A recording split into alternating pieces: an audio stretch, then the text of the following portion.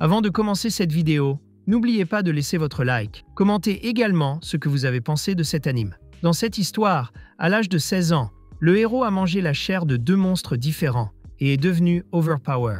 L'histoire commence avec un garçon nommé Kuro, qui est approché par une petite fille nommée Koto. Elle tente d'engager la conversation en lui demandant s'il ne veut pas remercier son sauveur, mais il ne se souvient pas avoir été sauvé par qui que ce soit. La jeune fille lui dit alors qu'il y a 2 ans, il a failli tomber sur le sol de cet hôpital, mais qu'elle l'a sauvé, et qu'en échange, elle lui a demandé de se souvenir de son visage pour toujours. Sur le moment, Kuro a ri et l'a remercié lorsqu'il s'est rendu compte que les gens pouvaient vraiment mourir comme ça. Son attitude rappelle à Koto celle d'une chèvre, un animal qu'il ne faut pas sous-estimer. Mais le pire arrive, et elle tombe amoureuse de Kuro au premier regard. Koto se présente à nouveau et demande à Kuro de se souvenir de son visage en disant que même si elle a l'air d'une enfant, elle a 17 ans. Et cette fois, il promet de vraiment se souvenir d'elle. En fait, Koto fait des avances à Kuro, car elle a découvert qu'il a récemment rompu avec Saki, une belle petite amie qu'il avait, et que Saki a anéanti les espoirs de Koto de se mettre avec lui. Quelque temps plus tard, en discutant avec les infirmières de l'hôpital, Koto découvre tout sur la relation de Kuro. Après cela, elle a essayé d'éviter de lui parler, et 2 ans ont passé, jusqu'au jour où une infirmière a annoncé que Kuro et Saki allaient se marier. Mais ce jour-là, lorsque Koto a regardé Kuro, elle a remarqué qu'il avait une expression triste et que Saki n'était pas là avec lui. Rapidement, grâce au réseau d'information des infirmières, Koto a découvert qu'il avait rompu avec Saki. Et c'est exactement pour cela qu'elle est venue lui parler. Koto lui dit que maintenant qu'il est célibataire, il doit chercher de la nouvelle viande à mâcher. Et comme elle l'a toujours aimé, elle lui propose de devenir sa petite amie et sa future épouse. Kuro est surpris que cette petite fille, à l'air innocent, soit si directe. Cependant, il dit qu'il ne peut pas sortir avec une collégienne, ce qui met Koto en colère et lui fait répéter qu'elle a 17 ans. Kuro rit et est heureux qu'une jolie fille comme Koto lui déclare son amour. Cependant, il dit qu'il ne mérite pas de sortir avec quelqu'un. Il explique à Koto qu'il y a quelques mois, il est parti en voyage à Kyoto avec Saki et que pendant la nuit, alors qu'il marchait près d'une rivière, un kappa effrayant est apparu. Saki a eu très peur et s'est jeté sur lui. Kuro, quant à lui, prétend s'être enfui en laissant Saki derrière lui. Après cela, Saki a réalisé qu'elle était sur le point d'épouser un lâche et a renoncé à sortir avec lui. Après lui avoir expliqué la raison de leur rupture, Kuro tente de partir en disant que son bus arrive, mais Koto l'arrête en disant qu'elle n'a pas encore fini de lui parler. Elle dit qu'à Kyoto, Saki a dû avoir peur, mais elle ne croit pas que Kuro se soit enfui. Koto pense que le kappa a dû s'enfuir loin de lui et que Saki a dû avoir peur d'avoir une relation avec quelqu'un qui est même une créature hideuse comme celle-ci. Kuro essaie d'éviter la conversation, disant qu'il a seulement dit un mensonge pour ne pas dire la vérité. Mais Koto dit qu'il n'a pas menti, parce que dans ce monde, il y a plusieurs êtres surnaturels et elle peut les entendre parler, et chaque fois qu'elle s'approche de lui, les êtres l'avertissent que Kuro est un être horrible et effrayant. En entendant cela, l'expression de Kuro change complètement et il demande qui est Koto et comment elle sait ces choses. Elle lui révèle alors qu'à l'âge de 11 ans, elle a été kidnappée par des créatures surnaturelles qui l'ont suppliée de devenir leur déesse. Elle a accepté d'être leur déesse et depuis, elle est devenue une médiatrice dans les conflits entre les êtres surnaturels. Kuro refuse de le croire, mais elle lui dit de chercher un journal datant d'il y a 6 ans, où il trouvera un article sur une fille qui a disparu pendant quelques semaines et qui a été retrouvée sur un banc public, avec un œil arraché, une jambe en moins, et le coupable n'a jamais été retrouvé. Après avoir révélé son secret, Koto monte simplement dans un bus et, à l'intérieur du véhicule, un esprit vient lui demander si elle va bien et comment elle a survécu à cette horrible créature. Elle dit à l'esprit que Kuro est peut-être horrible pour lui, mais qu'il est très mignon pour elle. L'esprit se moque de ses goûts, et Koto dit qu'elle va l'exorciser s'il continue à dire des bêtises. L'esprit s'excuse et passe directement au sujet principal, à savoir un monstre dans la bibliothèque qui ne la laisse pas lire les livres. Elle dit que ce travail sera très facile si elle a l'aide de Kuro. Cela dit, elle se souvient du passé, lorsqu'elle a été trouvée par la police et emmenée à l'hôpital où elle n'a pas eu besoin de recevoir de soins, ses blessures ayant déjà été soignées. Lorsqu'elle s'est réveillée, un officier a voulu enquêter, mais elle a vu une créature surnaturelle et a compris que la perte d'un œil et d'une jambe était le prix à payer pour devenir une déesse. Le lendemain, devant l'hôpital, Kuro apparaît devant Koto, après avoir trouvé le journal qui relatait ce qui lui était arrivé. Cependant, il doute toujours qu'elle soit devenue une déesse, et elle accepte en disant qu'elle n'est peut-être qu'une fille folle. Soudain, un raton laveur se précipite vers eux et est effrayé par la présence de Kuro. Koto demande à Kuro de ne pas effrayer ses amis et il répond qu'il n'a rien fait. Le raton laveur dit à Koto que la créature de la bibliothèque cause beaucoup d'ennuis. Alors elle appelle Kuro pour qu'il l'accompagne afin de résoudre le problème, pour qu'il ne doute plus de sa parole. Koto demande à être portée pour pouvoir arriver rapidement, mais Kuro la porte sur son dos. Et elle dit qu'elle aimerait être portée comme une dame. Ils arrivent enfin à l'endroit où se trouve la créature et l'esprit du samouraï effraie Kuro. Koto voit la créature qui cause des problèmes et essaie de lui parler, mais la créature avance pour la dévorer. Kuro la sauve rapidement et tente de s'enfuir avec elle, mais Koto dit que le problème doit être résolu. Elle essaie donc de frapper la créature avec l'extincteur, mais cela ne fonctionne pas non plus, et elle manque de mourir des dommages causés par la chute. Mais Kuro la rattrape. Elle dit alors qu'ils doivent s'enfuir, mais Kuro décide de s'occuper de cette créature, car Koto agit de manière très imprudente. Il la serre très fort et tend la main vers l'avant. La créature avance et dévore sa main, mais Kuro ne sent rien. Koto lui demande s'il est fou, et se souvient qu'il n'a pas réagi du tout lorsqu'il a failli tomber la tête la première sur le sol. Il lui demande alors si elle ne le savait pas déjà, et elle lui révèle qu'elle le trouvait juste mignon, et que les créatures surnaturelles l'ont toujours traité de monstre. Le bras de Kuro se reconstruit rapidement à partir de zéro, et la créature qui a mangé son bras commence à fondre de l'intérieur. Koto lui demande ce qu'il a fait, et Kuro lui révèle que lorsque son prêtre avait 11 ans, il a mangé la chair de 2 yokai différents, ce qui l'a rendu très puissant. Plus tard dans la journée, lorsque Kuro se présente à l'hôpital pour rendre visite à sa cousine, Koto vient lui parler. Elle dit que le destin l'a guidé pour le trouver, mais un yokai sort de sous sa jupe, effrayé par la présence de Kuro. Les deux se promènent et discutent pendant un moment, et Koto demande si son bras va vraiment bien, et Kuro répond par l'affirmative, révélant que depuis qu'il a mangé de la viande de sirène quand il avait 11 ans, son corps se répare tout seul, peu importe à quel point il est blessé. Elle dit que ceux qui mangent de la viande de sirène deviennent immortels et ne vieillissent pas, et il n'a pas l'air d'avoir 11 ans. Puis Kuro dit qu'un autre yokai qu'il a mangé annule certains effets. Elle demande qui était l'autre yokai, mais Kuro ne répond pas et va rendre visite à son cousin. Mais avant qu'il ne parte, Koto dit que cette nuit-là, elle rendra visite à l'esprit gardien des montagnes dans la province voisine. Elle lui demande s'il peut l'accompagner dans cette visite. Et Kuro s'inquiète alors pour la jeune fille, car elle se met à nouveau en danger sans avoir aucun pouvoir, à part celui de voir et d'interagir avec des créatures surnaturelles. Elle demande alors à Kuro de l'accompagner,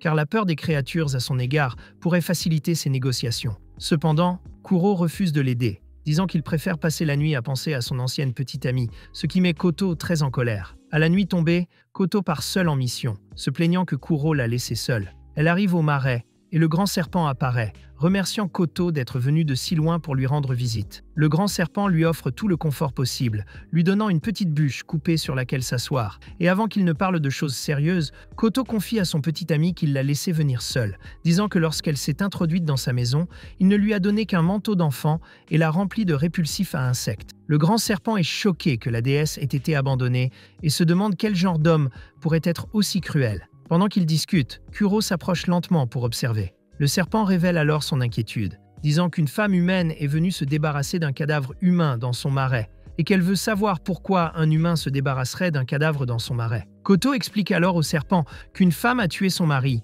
et qu'elle a essayé de le jeter dans ce marais pour cacher son corps. Cependant, le serpent n'accepte pas cette explication, et dit que la femme n'a pas mis de poids sur le corps, et que peu après que le corps a été jeté dans la rivière, il a commencé à flotter. De plus, le serpent a entendu l'humaine dire qu'elle souhaitait que le corps de l'homme soit retrouvé rapidement. Puis Koto en dit plus sur cette affaire, en précisant que la femme a révélé qu'elle avait laissé le corps de l'homme dans le marais parce qu'elle avait entendu des rumeurs selon lesquelles un serpent mangeur d'hommes vivait dans ce marais. C'est pourquoi elle a dit aux enquêteurs qu'elle espérait que le serpent le mangerait. Le serpent n'accepte pas cette explication et soutient que la femme aurait pu dire quelque chose comme « J'espère que le serpent le mangera ». Koto en dit plus sur l'affaire, expliquant que l'homme qui a été tué était en fait une personne horrible, qui a piégé des gens, les a volés. Et à la fin, sa famille en est morte. Il a découvert une grave maladie dans son corps, et croyant qu'il s'agissait d'une malédiction, il est allé voir l'une de ses victimes pour s'excuser. Mais celle-ci ne lui a pas pardonné et a fini par le tuer. L'homme était affaibli par la maladie et elle a pu facilement se débarrasser de lui dans le marais. Après avoir vécu dans cette ville pendant 2 ans, la femme croyait que le serpent dévorerait le corps de l'homme, mais cela ne s'est pas produit, et c'est exactement ce que la femme a rapporté. Cependant, Koto a une théorie. Le jour de la confession, le frère de la femme se trouvait dans la maison, et c'est lui qui a tué l'homme maléfique. Finalement, la femme a décidé de se débarrasser du corps dans le marais, et a demandé à son frère de partir, décidant également d'assumer la responsabilité des crimes de son frère, car ce dernier avait encore un avenir prometteur, contrairement à elle, dont la vie a été complètement détruite par cet homme qui était maintenant mort. Elle se débarrasse du corps dans le marais, tandis que son frère s'enfuit pour obtenir un alibi. Koto suppose que la femme humaine voulait vraiment qu'il pleuve, afin d'effacer les traces de la voiture de son frère, ou toute autre trace laissée derrière elle. Elle a donc laissé le corps dans le marais, afin que le serpent, qui était autrefois vénéré comme la déesse de l'eau ou de la pluie, fasse tomber la pluie. Le serpent se met en colère, disant que si elle voulait faire un sacrifice, pourquoi n'a-t-elle pas jeté le corps d'une jeune fille vierge, aux grosses fesses et aux cheveux courts? Et en réponse à cela, Koto dit qu'il y a deux types de rituels de pluie. Un qui rend le dieu heureux et un qui le met en colère, et que le corps d'un vieil homme laid et malade a vraiment mis le serpent en colère et a fait tomber une vraie pluie ce jour-là. En résumé, la fille humaine voulait que le serpent trouve le corps et se mette en colère. Le serpent refuse de le croire, mais Koto dit que c'est peut-être la vérité. À ce moment-là, Kuro s'avance, et Koto est très heureuse de le voir. Il lui dit rapidement qu'il n'est pas son petit ami, mais elle dit qu'elle doit encore répondre aux questions du serpent, qui a maintenant très peur de l'apparence effrayante de Kuro. Koto poursuit ses théories en disant que l'humaine a dit à la police que le couteau utilisé pour le crime avait été jeté dans le marais, et qu'elle devait avoir une raison de le faire. Peut-être voulait-elle qu'il fouille à toute la zone pour trouver le couteau du crime et retrouver quelque chose qu'elle avait perdu il y a longtemps. Koto raconte que la femme s'est séparée de son mari en pensant qu'il l'avait trompée, mais qu'il s'agissait d'un coup monté, et que son mari est mort moins d'une semaine plus tard. Il se peut très bien qu'elle ait découvert qu'elle avait un fils après s'être séparée de lui, et qu'elle ait fait une fausse couche instantanée à cause de la tristesse d'avoir été trompée. Elle a donc jeté le corps de son fils dans le marais, mais lorsqu'elle a découvert que son mari était innocent, elle a regretté tout ce qu'elle avait fait, et à la fin, elle voulait au moins que son fils soit retrouvé et qu'il ait une sépulture décente. C'est pourquoi elle a choisi le marais. Le serpent ne comprend alors pas à quel point les humains peuvent être compliqués, et même s'il ne sait pas exactement ce qui s'est passé et que ce n'est qu'une théorie de Koto, le serpent décide de mettre fin à l'affaire parce qu'il a peur de la présence de Kuro. Après la rencontre avec le grand serpent, Koto explique à Kuro que tout cela n'était qu'une théorie, car elle a essayé d'enquêter sur l'affaire en demandant aux Yukai d'enquêter sur tout.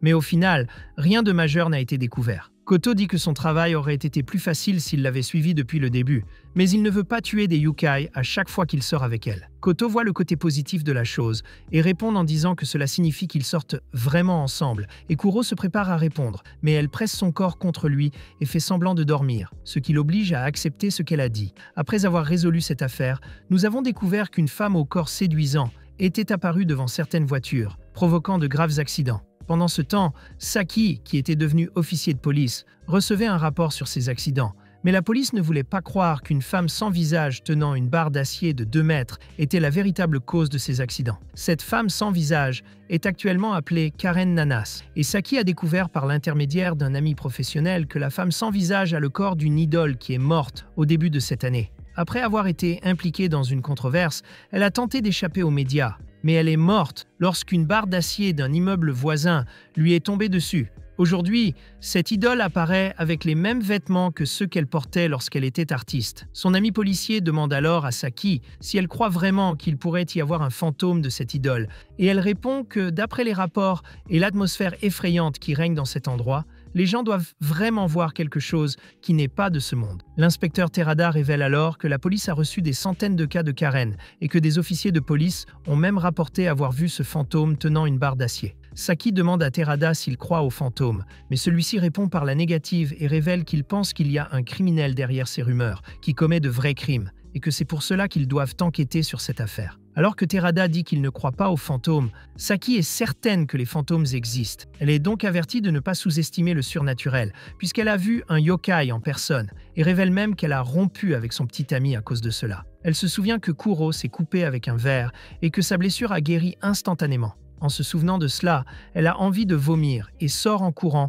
pour ne pas mouiller le costume de Terada. En sortant de la salle de bain, elle avertit à nouveau Terada de faire attention aux êtres surnaturels et Terada lui souhaite bonne chance. Saki se souvient de la première fois qu'elle a rencontré le Kappa et qu'elle a eu très peur. Cependant, le Kappa lui-même a commencé à dire que Kuro était un monstre qui ferait n'importe quoi pour devenir plus fort. Ces propos, combinés à l'absence de réaction de Kuro face au Kappa, l'ont effrayée et ont mis fin à la relation qu'elle entretenait avec lui depuis des années. Un peu plus tard, en rentrant chez elle, Koto tombe soudain sur Saki. Koto ne perd évidemment pas de temps et dit qu'elle va bien et que cette douleur n'est rien comparée à celle de la perte de sa virginité. Peu après, Koto demande à Saki de reculer, car un être très dangereux s'approche d'elle. Mais Saki en a assez de fuir à la fois son ex et les choses surnaturelles et va de l'avant, en essayant d'affronter la femme sans visage. Elle se fait battre parce qu'elle n'a pas pu toucher le fantôme, et Koto réagit rapidement en la sauvant et en repoussant le fantôme d'un coup de pied. Cependant, le fantôme se lève et s'en va. Koto saisit alors sa prothèse de jambe et dit qu'elle va s'occuper seule de la femme sans visage. Cependant, Saki lui tient la main et lui montre qu'elle est de la police, et qu'en utilisant son pouvoir d'officier de police,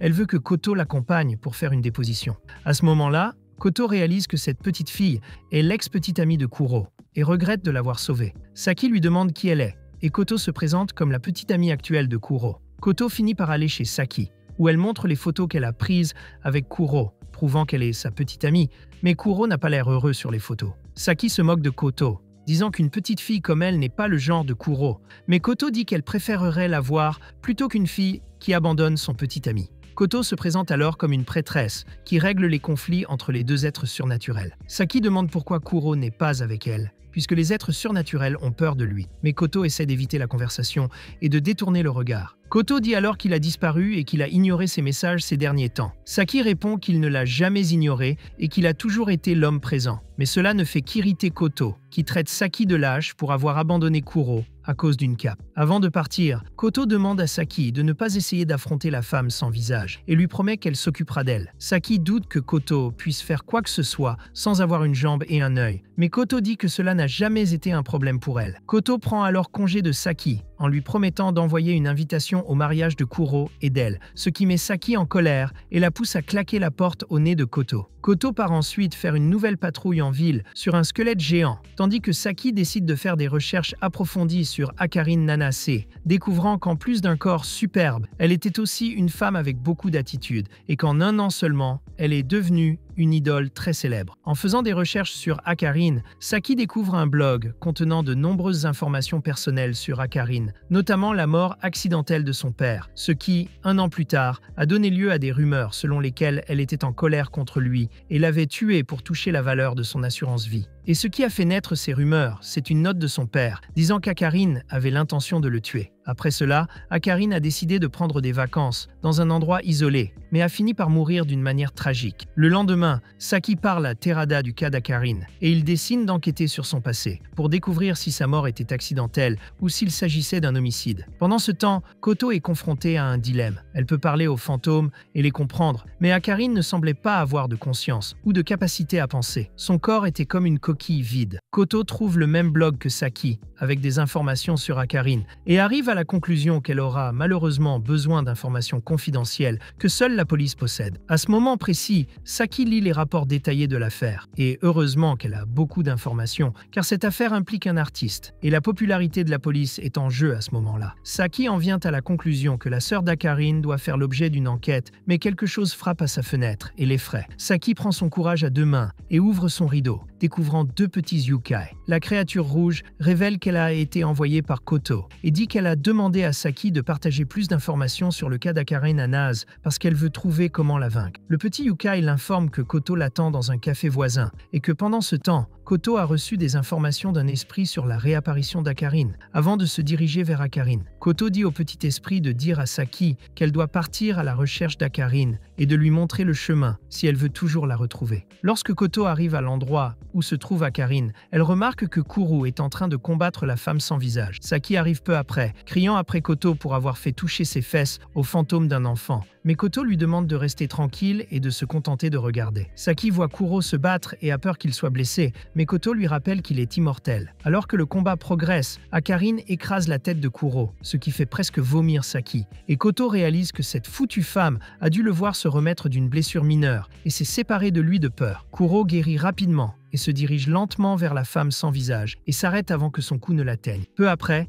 il se place derrière elle et l'étouffe. Koto révèle que l'autre viande que Kuro a mangée, en plus de celle d'une sirène, était celle d'un kudan, une bête qui a la capacité de déterminer l'avenir. C'est à ce moment que le passé de la famille Sakuragawa apparaît. À l'époque, le chef de la famille avait eu l'incroyable idée de faire consommer aux gens la viande d'un kudan, un être qui meurt après avoir prédit l'avenir. Parmi les personnes qui ont mangé la viande, certaines ont pu prédire l'avenir et sont mortes peu peu après, et toutes les prédictions étaient correctes. Cependant, personne n'a survécu après avoir prédit l'avenir. Un jour, cet homme eut une idée. Il a pensé à donner aux gens 2 types de viande à manger. La viande d'une sirène, qui est un être immortel, et la viande d'un coup d'âne qui peut prédire l'avenir en échange de sa vie. Cette expérience n'a jamais fonctionné, et, au fil du temps, les expériences effrayantes de ce genre ont été oubliées. Mais un jour, Kuro et beaucoup d'autres garçons ont été appelés à déjeuner, et après avoir mangé le repas, tout le monde est mort, à l'exception de Kuro qui était resté fort et en bonne santé. Kuro, effrayé, demanda à sa grand-mère d'aider tout le monde. Mais au lieu de le faire, elle commença ses expériences, demandant à Kuro quel temps il ferait le lendemain. Les expériences de la vieille femme se poursuivirent jusqu'à ce que Kuro cesse de ressentir la douleur. Aujourd'hui, il mène une vie humaine, mais personne ne sait à quel point il a souffert dans le passé. Et pour en revenir au combat de Kuro, même si la femme sans visage a tenté de se libérer de la strangulation, Kuro a tenu bon, s'est accroché et a bientôt réussi à lui tordre le cou. Cela a effrayé Saki. Cependant, la femme sans bras se rétablit et Koto apparaît finalement et dit à Kuro qu'ils ne peuvent pas vaincre la femme sans visage en la battant. Kuro s'approche des deux, mais ne s'intéresse qu'à Saki, ce qui met Koto en colère. Peu après, ils se rendent à la maison de Saki, où Kuro n'a toujours d'yeux que pour son ex-petite amie. Elle hésite un peu à lui parler, mais grâce à la présence agaçante de Koto, elle parvient à se sentir plus à l'aise et demande à Kuro comment il a trouvé la femme sans visage. Il lui révèle alors qu'il a lu le message de Koto et qu'il est venu dans cette ville, et que soudain, des yokai, bien que très effrayés par lui, ont décidé de lui demander de l'aide, car ils commençaient à lui faire un peu confiance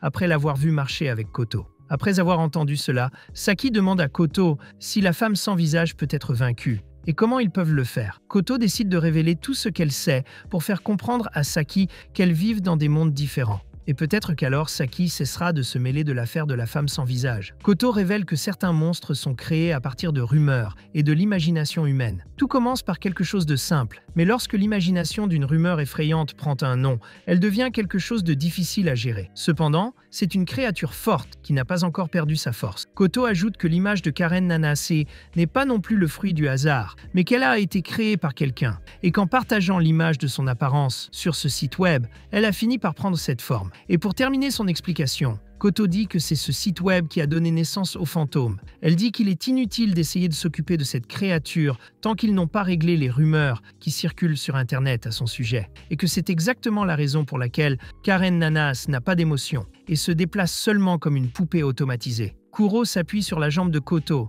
et lui demande comment ils vont vaincre cette chose. Car d'après ce qu'il a lu sur le blog, les gens rapportent que le fantôme de Karen Nanase va bientôt tuer quelqu'un. Koto lui sourit et lui dit qu'il suffit d'utiliser le site web qui a donné vie à la créature pour mettre fin à ces rumeurs. Mais pour cela, elle a besoin de l'aide d'un officier de police. Azaki lui demande si elle devrait fermer le site web, mais Koto lui répond qu'elle devrait rassembler des informations plus précises sur la femme sans visage, afin qu'il puisse créer une histoire alternative qui semble plus réelle aux yeux de tout le monde. En faisant cela, ils peuvent diminuer l'agressivité du fantôme, ou faire en sorte que le fantôme cesse tout simplement d'exister. Selon Koto, la logique humaine est de penser que les fantômes n'existent pas vraiment. Il devrait donc être facile de créer une histoire qui montre que ce fantôme n'est qu'une œuvre de fiction créée par quelqu'un. Après avoir expliqué comment vaincre le fantôme, Koto déclare que pour que leur plan se réalise, ils doivent d'abord savoir qui a perpétré les attaques dans la région. Ils doivent également expliquer les motivations du coupable. Et pour ce faire, Koto a besoin de plus d'informations sur la femme sans visage. Azaki refuse de donner à Koto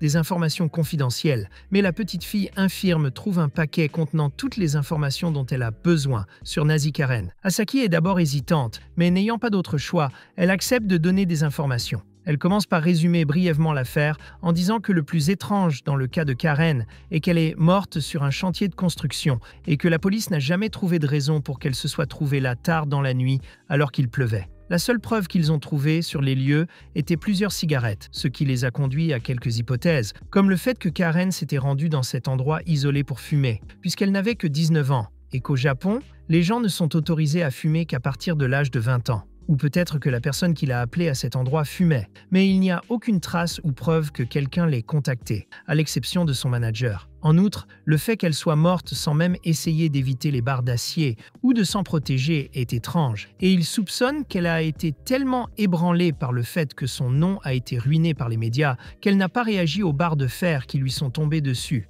Asaki affirme que la seule personne qui aurait de réelles raisons de tuer Karen serait sa sœur, car elle en tirerait un double avantage. Elle recevrait l'assurance de son père et l'héritage de sa sœur. Cependant, la sœur de Karen a une autre explication. La sœur de Karen nie que sa jeune sœur ait tenté de se suicider. Et Kuro, fatigué de parler, demande à Koto de résoudre cette affaire rapidement, car il sait qu'elle est assez intelligente pour avoir déjà une réponse à cette question. Koto se lève et dit qu'il devrait aller à l'endroit où tout s'est passé. Une fois sur place, Asaki se plaint que Karen est morte il y a plusieurs mois, mais Koto n'y voit pas d'inconvénient. Elle crée un faux cercle magique et attend qu'une créature apparaisse pour lui parler. Heureusement, un fantôme humain apparaît et dit qu'il est à cet endroit depuis près d'1 an. Koto pose des questions sur une jeune fille de 19 ans qui est morte dans ce bâtiment. Et le fantôme pleure en se rappelant qu'elle est morte sans même avoir eu le temps de réagir et s'excuse auprès de tout le monde, en disant que s'il avait été plus fort, il aurait empêché cet accident. Asaki se plaint à Koto, disant que si elle avait l'intention de parler au fantôme, elle n'avait pas besoin de lire tout le rapport de police. Mais Koto dit que plus elle a d'informations, meilleur sera le résultat de l'histoire qu'elle créera pour contrer les rapports actuels. Asaki ne semble pas avoir confiance en ce que Koto a l'intention de faire et s'agenouille sur le sol en pensant qu'au final, ils ne dépendront que de la chance. Mais Koto dit qu'en plus d'être très bonne dans ce qu'elle fait, elle peut aussi compter sur le pouvoir de Kuro, qui peut l'aider à découvrir le meilleur avenir possible. Après cela, tout le monde se dit au revoir, et Kuro emmène Koto avec lui. Elle lui demande s'il a déjà un hôtel où loger, et il répond par la négative. Elle lui dit qu'elle a loué une chambre double, mais il refuse de dormir avec elle. Il lui demande comment elle compte trouver la meilleure histoire, et elle lui révèle qu'au final, cela dépendra un peu de ses pouvoirs. Et Kuro est d'accord, disant qu'il mourra autant de fois qu'elle le voudra pour résoudre cette affaire. Le lendemain, il explique comment il voit et modifie le futur, révélant que son pouvoir lui permet de choisir un chemin entre plusieurs futurs possibles, et qu'après cela, il ne peut pas revenir à l'ancienne ligne temporelle, et ne peut choisir qu'une des nouvelles options à suivre. En bref, son pouvoir consiste uniquement à choisir l'avenir sans changer le passé, et le prix à payer pour utiliser ce pouvoir est la mort. En plus de tout cela, Kuro explique qu'il ne peut choisir que des futurs très probables, et que plus loin dans le futur, même lui ne sait pas ce qui pourrait arriver. Koto dit que son pouvoir semble plutôt ennuyeux à utiliser, et il est d'accord en disant que c'est le cas. Pour terminer la journée, Koto montre à Kuro qu'elle a été acceptée dans la même université que lui, et il la félicite pour son admission. Le soir, alors qu'ils rentrent tous les deux, Koto demande à Kuro s'il ne pourrait pas voir un futur où il vaincrait complètement la femme sans visage en la combattant. Et en réponse, il dit qu'il pourrait y avoir plusieurs futurs, mais qu'il ne pourrait pas les atteindre, parce qu'il est mort trop vite et n'a pas pu réfléchir à quel futur il voulait suivre. Koto dit que cela signifie qu'il ne peut pas tout faire seul, mais il se plaint, disant que s'il meurt, il revient à la vie, mais que si elle meurt, tout s'arrête. Koto se plaint qu'il l'a laissée seule pendant une semaine et qu'il fait maintenant semblant de s'inquiéter pour elle. Elle se dit que ses capacités futures sont limitées et ressemblent plus à un instinct de survie au combat. Elle va donc l'aider à atteindre un futur facile à atteindre, où il vaincra la femme sans visage une bonne fois pour toutes. Pendant qu'il fait du vélo, Kuro lui demande si elle a parlé à Saki de son passé, et Koto répond par la négative. Il la remercie, et Koto lui demande pourquoi il n'a pas choisi un avenir où il serait avec Saki.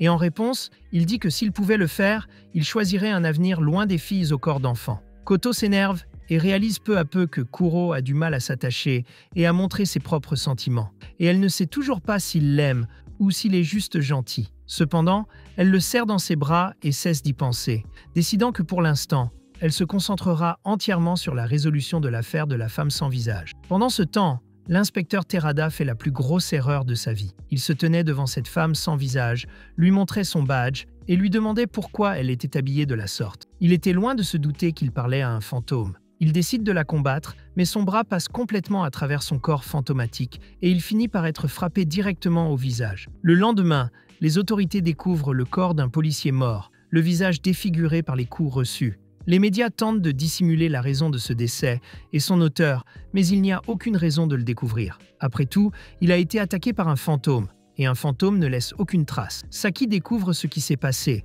et au cours d'une conversation avec un autre ami officiel, elle s'en veut de ne pas avoir mieux prévenu Terada des dangers liés aux relations avec le surnaturel. Le téléphone portable de Saki reçoit un message, et elle décide d'aider Koto autant qu'elle le peut, car elle et Kuro sont les seuls à pouvoir s'occuper de la femme sans visage. Au cours de la nuit, La mort de Terada a été liée à la femme sans visage, ce qui a renforcé le fantôme de Karine Nanas. Pendant ce temps, Koto travaillait dur pour se débarrasser de ce fantôme le plus vite possible. Elle est fatiguée et a très envie de se rendormir sur la confortable paillasse de l'hôpital. Elle voulait aussi que Kuro soit là pour lui tenir compagnie, quand soudain Kuro frappe à la porte et entre en apportant des bonbons. Elle mange le chocolat de luxe et dit qu'il lui faudra plus que ces petits chocolats pour la satisfaire. Kuro dit qu'il a fait ce qu'il a pu, mais Koto se plaint qu'il a loué une chambre à côté de la sienne, alors qu'ils ne pouvaient que dormir ensemble. Il évite la conversation en demandant comment les choses se passent avec le fantôme de la femme sans visage, et elle explique que Terada était un puissant combattant de judo,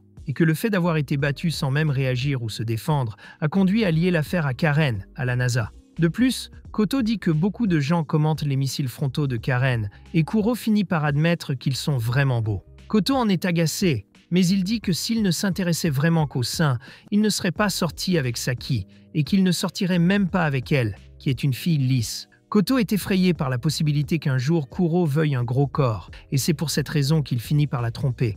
Mais ses pensées intrusives sont interrompues par quelqu'un qui frappe à la porte. Avant que Kuro ne puisse ouvrir la porte, Koto met sa jambe sur son faux œil, puis Saki entre et, allant droit au but, elle demande si Terada était vraiment la victime de Karen à la NASA, et Koto le confirme, en disant qu'un Yukai a vu tout cela se produire. Saki se demande si Terada va devenir un esprit en quête de vengeance ou quelque chose du genre, et Koto répond que non, et souhaite que cela n'arrive vraiment pas, car il n'est pas bon pour une âme de continuer dans ce monde, ce qui apaise le cœur troublé de Saki. Koto va alors droit au but, disant que la mort de Terada n'a fait que compliquer les choses pour eux, car s'il était mort dans un cas normal, cela aurait couvert le cas de Karen à la NASA, et le fantôme aurait perdu son pouvoir. Cependant, la mort de Terada a renforcé les rumeurs concernant Karen, et maintenant, le fantôme de la femme sans visage est devenu violent, et au moindre mouvement, il pourrait finir par prendre la vie d'une autre personne, ce qui désespère Saki, car selon toutes les indications, le fantôme de la femme sans visage va attirer de plus en plus l'attention des gens.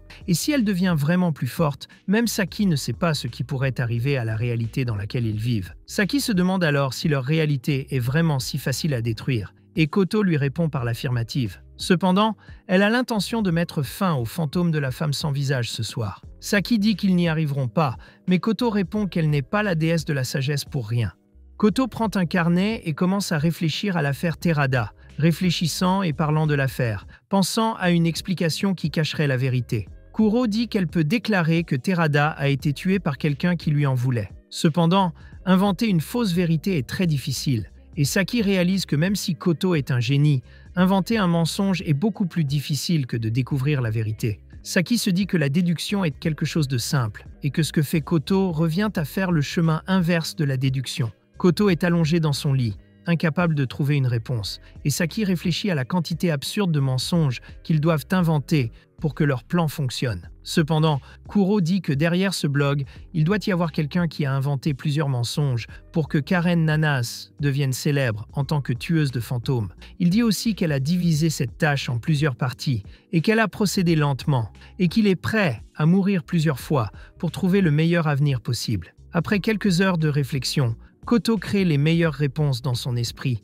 mais avant de les concrétiser, elle décide d'abord de dormir et demande à Kuro et Saki de se réveiller à 21h. Kuro invite alors Saki à l'aider à préparer quelque chose pour Koto, et pendant qu'il marche, Saki lui demande depuis combien de temps il sort avec Koto, et il lui répond qu'il l'a rencontrée il y a 2 ans, et qu'après qu'elle ait beaucoup insisté, il a fini par accepter de sortir avec elle, et ce seulement 6 mois après l'avoir rencontrée. Saki le croit, mais lui demande pourquoi il a accepté de sortir avec une fille qui est complètement à l'opposé de ce qu'il aime. Après tout, Saki sait qu'il aime les filles comme sa cousine, et cela fait réagir Kuro. Rika est la cousine de Kuro. Elle a 3 ans de plus que lui, et bien qu'elle ait été à l'hôpital quand Saki l'a vue, elle a réalisé qu'elle n'avait jamais vu une fille aussi jolie que Rika. Saki pensait que Rika était morte, et que Kuro n'avait plus de sentiment d'amour pour cette personne. Kuro dit alors que sa cousine ne peut pas mourir, même si elle a essayé de s'enlever la vie plusieurs fois. Quelques heures plus tard, Koto se réveille, et elle ressent une atmosphère étrange entre Kuro et Saki.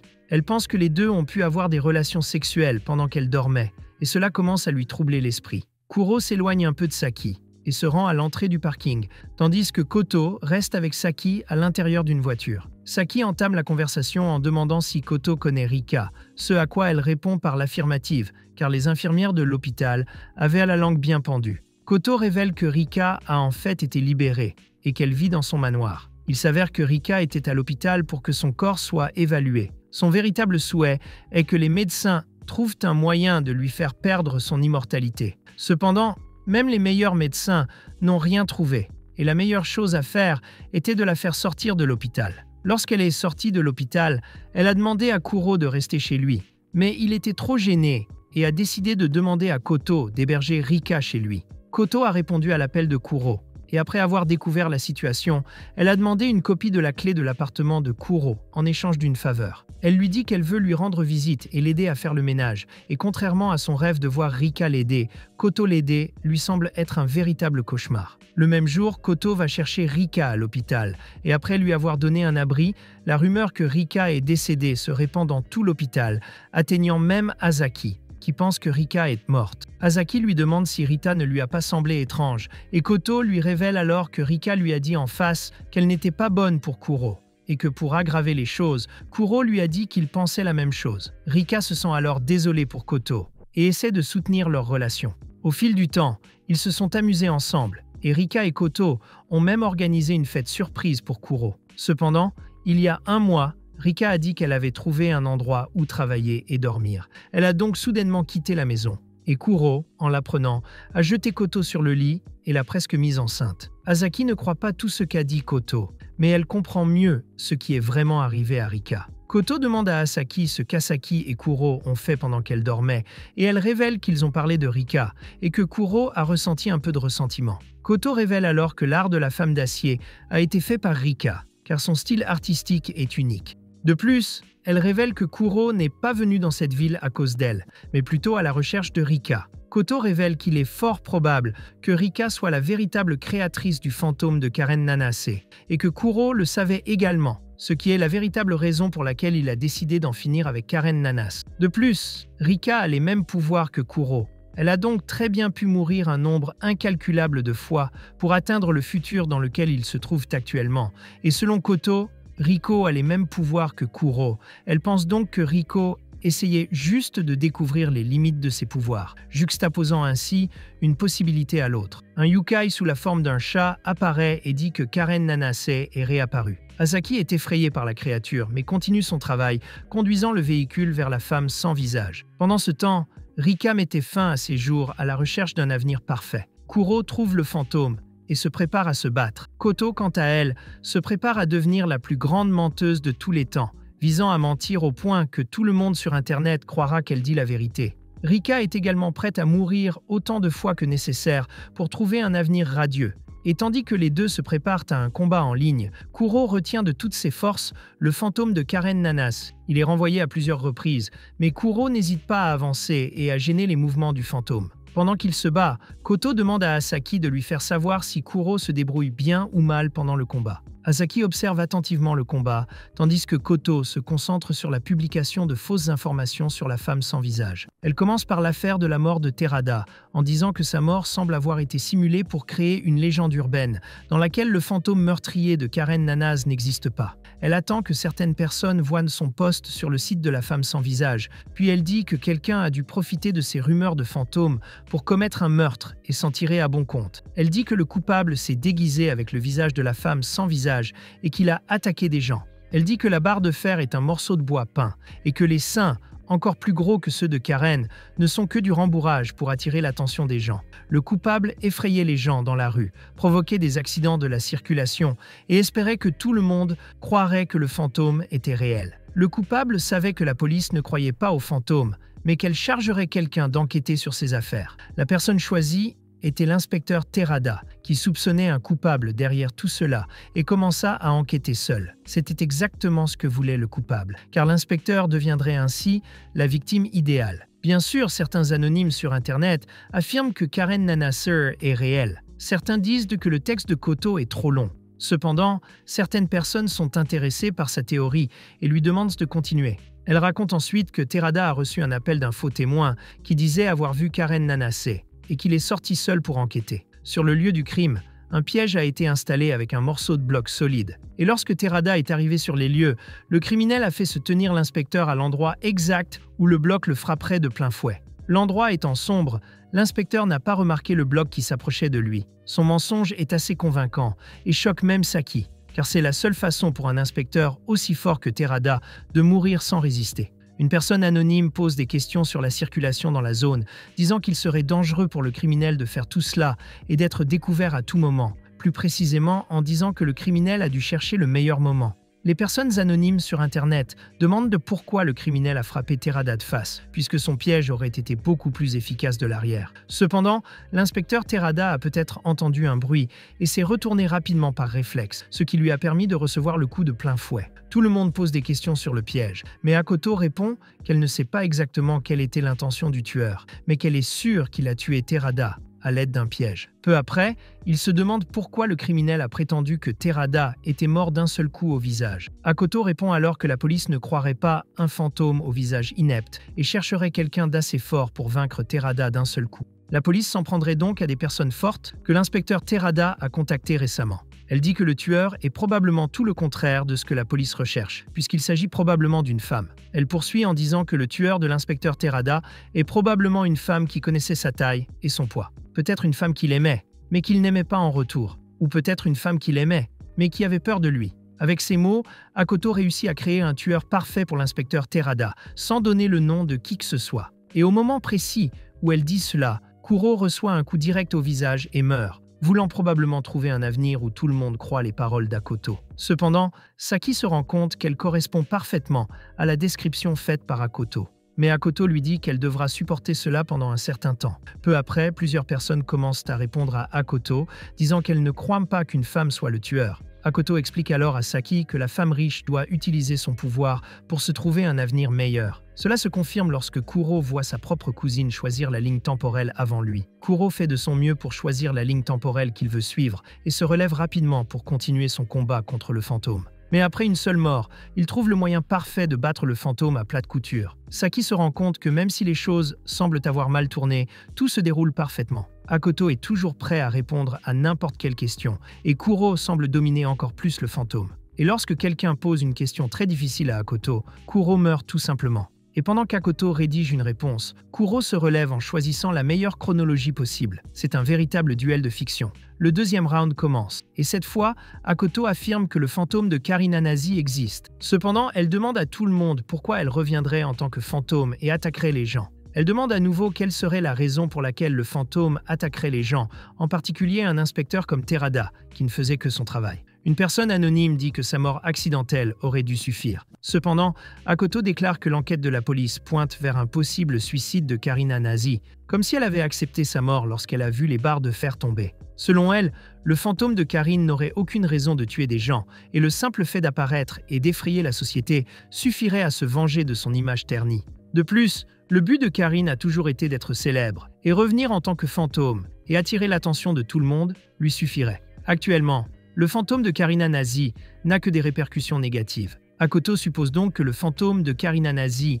est revenu d'entre les morts pour montrer au monde qu'elle n'était pas responsable de la mort de son père. Akoto explique à tout le monde que Karina a été blâmée à tort pour la mort de son père et que le véritable coupable n'a jamais été démasqué. De sorte que tous ceux qui connaissent son fantôme doivent faire de leur mieux pour découvrir qui est la personne qui a piégé Karina à tort. Akoto révèle que le principal suspect est le propre père de Karine, car il croyait que sa fille pouvait lui faire ça, alors qu'en fin de compte, ce n'était pas elle qui l'avait fait. Elle dit qu'il n'y a aucune preuve que Karine ait tué son père. Et d'ailleurs, Karine travaillait au moment où il est mort. Karine n'avait pas non plus envie de tuer son père, car elle voulait qu'il continue à vivre seul une vie misérable. Elle dit que le père de Karine était une personne horrible, qui a arrêté de travailler parce qu'il voulait une part des revenus de sa fille. En outre, lorsque sa fille a réussi, il a commencé à ressentir des émotions telles que la colère, la haine et l'envie. Il savait que sa fille était spéciale, alors que lui n'était qu'une merde. Il a alors pensé à simuler sa propre mort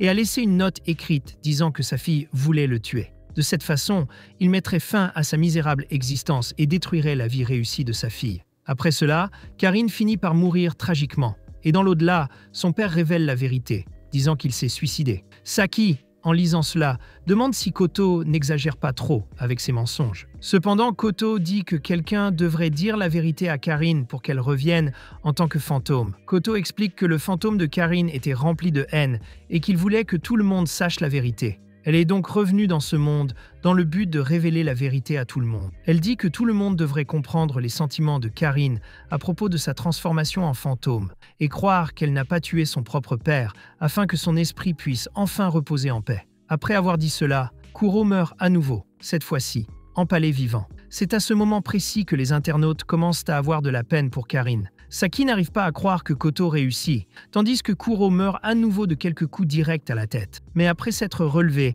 il commence à contrôler la bataille contre Karine, prouvant qu'elle a vraiment perdu ses forces. Cependant, les internautes commencent à confronter Koto, prouvant que la riche fille n'a pas encore abandonné et qu'elle est également à la recherche d'un avenir parfait. Mais Koto décide de passer à la troisième manche, ce qui intensifie encore le duel de fiction. Koto crée alors sa troisième fausse hypothèse, disant que Karine est un faux fantôme créé par un être humain vivant et qu'un inspecteur Terada a été tué par un humain. Elle recommence ensuite à parler de la mort de Karine Nanas, en disant qu'il y a encore des incohérences dans sa mort, car il y a des gens qui pensent qu'elle ne serait pas morte de cette façon, puisque d'après le cours que prenait sa vie, il était fort probable qu'elle s'enlèverait la vie. Cependant, le fait que sa propre sœur ait exprimé des doutes sur le suicide est un élément à prendre en compte. À ce moment-là, une personne anonyme sur l'Internet dit qu'elle a vu l'interview de la sœur de Karine à l'époque et qu'elle semblait dire la vérité sur le fait que sa sœur ne voulait pas se suicider. Il est donc possible que la sœur de Karine, même après avoir vu le corps, ait cru que sa sœur était vivante et essayait d'être en paix, alors que celle qui était morte était son sosie. Tout le monde trouve difficile qu'une telle chose soit arrivée, mais comme l'Internet est un endroit fou, certaines personnes commencent à croire les absurdités que raconte Koto. Koto dit que la sœur de Karine aurait également toutes les raisons de croire que sa sœur ne mourrait pas si facilement, étant donné le profil de Karine, qui était intelligente, futée, et qui a toujours bien supporté le fardeau d'être une artiste populaire. Cependant, Koto demande à tout le monde si c'est la vérité, qui serait responsable de la fuite des notes du père de Karine aux médias, et Koto elle-même dit que la seule personne qui aurait pu faire cela est la propre sœur de Karine, Nanas. Koto demande à tout le monde si la jeune sœur de Karine aimait vraiment sa sœur. De plus, lorsque les médias ont commencé à critiquer Karine, sa sœur ne les a jamais défendus et a seulement confirmé qu'il s'agissait de l'écriture de leur père. Koto émet donc l'hypothèse que la propre sœur de Karine a envoyé de fausses notes contre sa sœur aux médias pour se venger de sa sœur populaire. Mais le résultat de sa vengeance a dépassé ses espérances, car sa sœur a refusé d'accepter sa mort. La sœur de Karine savait que, d'une certaine manière, c'était elle la coupable, et que si Karine voulait se venger du coupable, elle serait la première visée. Ainsi, après la mort de Karine, sa sœur a commencé à vivre dans une peur constante et a même eu des hallucinations à la vue de sa sœur, ce qui l'a amenée à s'évanouir en public. Koto avait escroqué sa sœur pour éviter qu'elle ne soit oubliée de tous, et aussi pour payer ses péchés. La sœur de Karine a simulé l'existence de ce fantôme et a répandu de fausses rumeurs. Cependant, ce n'est pas la sœur de Karine qui a simulé l'existence du fantôme elle-même, mais plutôt un proche, qui voulait peut-être faire croire à la sœur de Karine que le fantôme de Karine Nanas n'en voulait pas à sa sœur, mais à tous les gens qui ne croyaient pas en elle. Il a tué l'inspecteur Terada, puis a peut-être abusé de la sœur de Karine, croyant qu'il faisait quelque chose de bénéfique pour elle. Koto dit que cet homme pervers doit être retrouvé, et qu'il est urgent de vérifier si la sœur de Karine va bien. Après que Koto a créé cette fausse histoire, Saki lui demande si elle va bien, et Koto répond par l'affirmative. Saki la félicite alors en lui disant qu'elle fait du bon travail, car même si beaucoup de gens en ligne ne sont là que pour se moquer de tout, le site a actuellement trop de monde en ligne. Pendant qu'il parlait, Kuro essayait d'étrangler Karine Nanase, mais il a reçu un puissant coup de pied et son corps s'est immédiatement coupé en deux. Et Koto a dit que jusqu'à présent, Karine ne semblait pas avoir perdu sa force. C'est alors que Rika entre en scène, disant que si cet homme voulait que la sœur de Karine n'ait pas peur de la vengeance de sa sœur, il aurait dû faire du fantôme de Karine Nanas un fantôme plus paisible. Cependant, un fantôme qui transporte une barre d'acier en quête de vengeance est quelque chose qui ferait craindre à la sœur de Karine d'être la dernière cible du fantôme, sans compter que le meurtre de l'inspecteur Terada ne ferait qu'effrayer encore plus la sœur de Karine. C'est pourquoi tout ce qu'a dit Koto n'est que pure spéculation. En même temps qu'elle répondait, Kuro faisait de son mieux pour essayer de choisir un avenir prometteur. Il voit son avenir s'éloigner, en trouve un nouveau et tente de l'atteindre. Mais cet avenir semble trop difficile à atteindre. Koto se rend compte que Rika se tue plusieurs fois pour gagner cette bataille. Mais Koto n'est pas seule, car elle a littéralement à ses côtés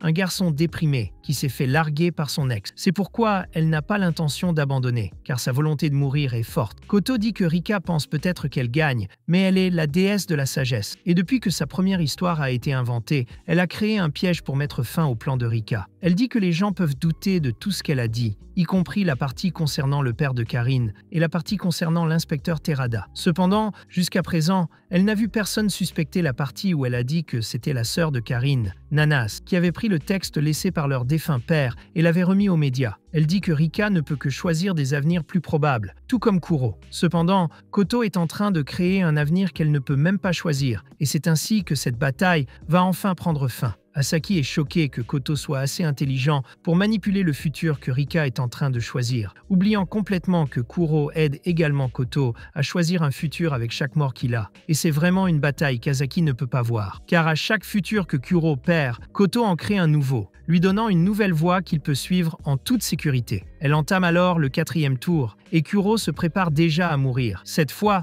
Koto insiste sur le fait que Karine Nanas n'est qu'une œuvre de fiction. Elle affirme que les 3 solutions qu'elle a trouvées jusqu'à présent ne sont qu'une base pour parvenir à la vérité définitive. Elle affirme qu'il y a vraiment quelqu'un derrière le fantôme de Karine Nanas et que cette personne a également tué l'inspecteur Terada. Les anonymes sur Internet semblent intéressés. D'autres ne le sont pas du tout. Et c'est alors que Koto révèle à tout le monde que le coupable de tout cela est Karine Nanase elle-même, en disant que la vraie célèbre idole est toujours en vie et que celle qui est morte était quelqu'un d'autre. Tout le monde dit que cette théorie a déjà été réfutée. Mais Koto insiste sur son histoire, racontant qu'après la mort de sa famille, Karine Nanase, qui a perdu sa famille, s'est retrouvée complètement seule. Et alors qu'elle réfléchissait à son avenir sur un banc public, elle a vu une fille qui avait la même taille et d'énormes canons que les siens. Karine a alors profité de cette fille pour échapper à sa vie d'idole, qui est largement soupçonnée d'avoir tué son propre père. Et pour ce faire, Karine a fait en sorte que la fille aille dans sa chambre d'hôtel et touche à toutes ses affaires. Peu après, Karine a demandé à la jeune fille de se faire passer pour elle, en disant qu'elle voulait qu'elle distrait les médias à sa place. Elle a donné rendez-vous à la jeune fille sur ce chantier, puis l'a rapidement frappée à la tête d'un coup très bien placé, avant de la tuer cruellement, en jetant les barres d'acier sur la pauvre fille. Et le mensonge de Koto a été d'expliquer comment Karine Nanase était morte, sans essayer de se défendre contre les barres d'acier qui étaient sur le point de la frapper. Après cela, Karine a rendu la scène de crime plus convaincante et a volé l'identité de la fille qui lui ressemblait. Cette théorie était vraiment folle, et les gens sur Internet ont commencé à discuter pour savoir si cela avait vraiment pu arriver. Et comme tout le monde est trop stupide pour penser à quelque chose de décent et de normal à propos des choses qui se passent sur Internet, le futur qui suit finit par se décider entre la mort de Rika et la mort de Kuro. Les deux se suicident en même temps, ce qui provoque la collision de 2 futurs différents, les internautes se disputant follement sur cette théorie. Et si j'étais impliqué dans un forum comme celui-ci, je ne commenterais que des choses comme Karine Nanase est ma petite amie, et elle est juste là, à côté de moi, en vie. Mais contrairement à moi, tout le monde fait un excellent travail en discutant de qui est vraiment ce fantôme. Et beaucoup disent que le fantôme n'existe pas vraiment, tandis que d'autres continuent à croire fermement qu'elle existe. Et cela fait que le fantôme de la femme sans visage commence à perdre sa force. Et Saki sourit en pensant qu'elle a déjà gagné.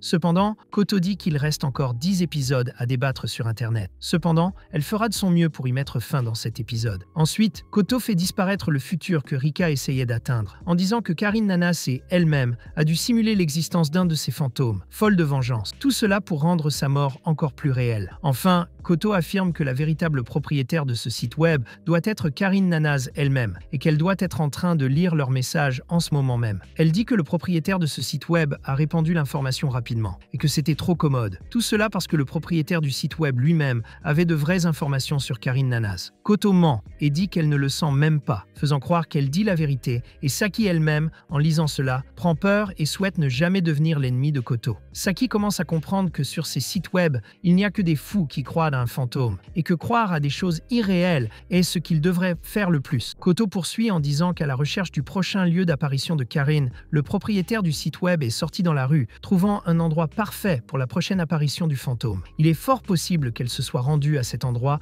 et que l'inspecteur Terada l'ait vue. Il trouva qu'elle ressemblait au fantôme et décida d'enquêter sur elle, d'autant plus que son corps était doté d'incroyables canons frontaux. Saki fait remarquer que Terada n'aimait pas les gros seins, et Koto se plaint, disant que Kuro aime les grosses choses et qu'elle n'en a pas. Mais Saki dit qu'il ne juge pas une femme à la taille de son front. Soudain, Kuro tombe sur le toit de la voiture et se fait battre, puis retourne se battre avec Karine Nanase. Koto poursuit en disant que Terada est allée interroger la fille à la station-service abandonnée. Elle dit que Terada a dû découvrir que la fille était Karine Nanas et l'a appelée par son nom. En réponse, la fille l'a frappé à la tête, alors qu'il était choqué de voir quelqu'un qui était déjà mort vivant dans ce monde. Après l'avoir fait tomber au sol, elle a ramassé une pierre et l'a frappé au visage, rendant sa mort similaire à celle de la fausse Karine Nanas, puis s'est débarrassée de toutes les preuves de son crime. Alors qu'elle dit cela, Kuro donne un bon coup sur le fantôme, créant un trou gigantesque. Et Koto de dire que si la propriétaire du site web n'a même pas le courage de prouver qu'elle n'est pas Karine Nanase, cela prouve que tout ce qu'elle a dit est vrai. Au même moment, Rika tente à nouveau d'atteindre un avenir parfait. Mais tout le monde croit à ce mensonge et commence à dire du mal de la propriétaire du site web, disant qu'elle les a manipulés et qu'elle doit montrer son visage pour prouver qu'elle n'est pas Karine Nanas. Au même moment, Kuro meurt à son tour, juste pour garantir un avenir meilleur. C'est ainsi qu'ils parviennent enfin à manipuler l'esprit de tout le monde et à faire en sorte que les internautes cessent de croire à l'existence du fantôme de Karine Nanase. Rika, n'ayant plus d'option, termine sa journée très en colère, laissant sa lame de côté, car elle sait que même si elle essaie de choisir un autre avenir, elle a déjà perdu la bataille et ne peut pas changer le passé. Koto ouvre alors un vote sur le site web, demandant qui croit que le fantôme de Karine Nanas est toujours réel, et pendant que tout le monde vote, Kuro tente de donner le coup de grâce à la créature. Le fantôme reçoit le coup en plein visage et finit par disparaître, une fois pour toutes. La plupart des gens disent croire que le fantôme de Karine Nanase n'existe pas, et Rika accepte vraiment sa défaite. Saki se repose enfin, sachant que le fantôme ne reviendra pas faire d'autres victimes, et soudain, Koto, qui est sur l'ordinateur portable de Kuro, reçoit un email de Rika. Elle ne lit pas le message et révèle seulement quelque chose de triste à Saki, disant que Rika ne renoncera pas à créer d'autres êtres en utilisant l'imagination des gens. Elle dit que selon l'histoire créée par Rika, elle pourrait même donner la vie à un dieu. Après cette journée fatigante, Koto donne une banane à Kuro en lui disant de la manger, car il doit être fatigué. Il répond que c'est Koto qui doit être fatigué après avoir créé tant de futurs auxquels il peut s'accrocher, mais elle dit que Saki le verra un peu plus comme un humain s'il mange la banane. C'est ce que fait Kuro. Mais lorsqu'il la mange, Koto lui demande de la servir avec sa banane ce soir, car ce qu'elle veut vraiment se trouve sous le pantalon de Kuro. Ce dernier est gêné et lui demande de ne plus faire ce genre de blague. Une fois le problème résolu, les Yukai se présentent pour fêter avec Koto, mais elle est trop fatiguée et ils s'en vont. Dans la voiture, Kuro s'excuse d'avoir été trop faible et de ne pas avoir pu empêcher la mort de Terada, mais elle dit qu'il n'y avait rien à faire. Quelques jours plus tard, le site web de Karen Nanas a été supprimé. Cependant, certaines personnes continuent de discuter de l'affaire Karen Nanas. L'enquête de la police a également dû se poursuivre à cause des faux rapports de Koto, qui ont forcé la police à croire en la possibilité que la vraie Karen Nanas soit toujours en vie, même si ce n'était qu'une vérité possible. Un soir, Kuro invite Saki à discuter et lui révèle que contrairement à lui, qui a accepté sa vie avec ses pouvoirs, et à la fois que dans le futur il mourra de vieillesse, la femme riche veut à tout prix trouver un moyen de perdre ses pouvoirs et de redevenir un humain normal. Et le seul moyen qu'elle a trouvé pour le faire est de créer un monstre de son imagination avec la capacité de la faire devenir un humain normal. Mais Koto elle-même dit qu'elle ne la laissera pas faire, et Kuro est d'accord avec elle, en disant qu'il va l'aider. Ils en viennent à la conclusion que ce qu'elle essaie de faire va à l'encontre de l'ordre naturel des choses. Et Koto dit que son devoir dans la vie est d'arbitrer ce qui est bien et ce qui est mal, et qu'elle ne peut donc pas permettre à la riche femme de créer des dieux, des démons et d'autres choses de ce genre. Avant la fin, Kuro et Saki discutent et arrivent à la conclusion qu'il serait impossible pour eux deux d'avoir à nouveau une quelconque relation, parce que Saki a toujours peur de Kuro, et que celui-ci a déjà accepté le fait qu'il aurait dû lui dire la vérité. Comme toujours, l'homme n'a jamais raison. Et maintenant, la plus grande crainte de Kuro est que la riche femme essaie de mettre fin à la vie de Koto, parce qu'elle est la seule personne capable d'arrêter ses plans. Après cela, Saki rentre chez elle, toujours effrayée par le surnaturel. Et le lendemain, Koto se réveille après avoir dormi quelques jours. Elle est triste de penser qu'elle a donné à Kuro et Saki tant de temps pour être ensemble. Et pendant qu'elle prenait une douche, Kuro est arrivée à son appartement, et elle s'est précipitée dans une serviette pour le serrer dans ses bras et lui demander ce qu'il a fait pendant qu'elle dormait. Il révèle qu'il a beaucoup parlé avec Saki. Et irrité, Koto décide d'avaler sa banane et de montrer qu'elle doit être bien meilleure que Saki qui avale des bananes. Après cela, il quitte l'hôtel. Mais Koto décide de ne pas prendre de taxi et de marcher un peu avec Kuro. Et pendant la marche, il parle de quelques vieilles histoires sans importance que je n'ai pas vraiment comprises. Après cette longue conversation, Kuro complimente vraiment Koto, lui disant qu'il la trouve belle, cette fois sans se moquer de son corps lisse. Elle est gênée, mais cette fois, elle joue les tsundere et évite de se jeter sur ses genoux. Après cela, ils marchent main dans la main. et Koto lui demande s'il aimerait que sa banane soit mangée ce soir, ce à quoi il répond en restant silencieux. La pluie commence à tomber et l'anime se termine sur la promesse de Koto d'aider Kuro à résoudre tout problème créé par Riko. Elle promet également de retrouver Riko avant qu'elle ne crée un autre problème, afin que lui, Kuro, puisse parler à sa cousine et la faire changer d'avis. Ainsi, cet anime se termine enfin, du moins la première saison. Si vous avez aimé cette vidéo, n'oubliez pas de l'aimer et de la partager avec vos amis, et de commenter si vous avez compris quelque chose à la partie sur la femme sans visage. C'était difficile à expliquer, hein? J'ai essayé, mais tu n'as probablement rien compris. Si tu as besoin de quoi que ce soit, regarde la vidéo 3 fois et je suis sûr que tu comprendras.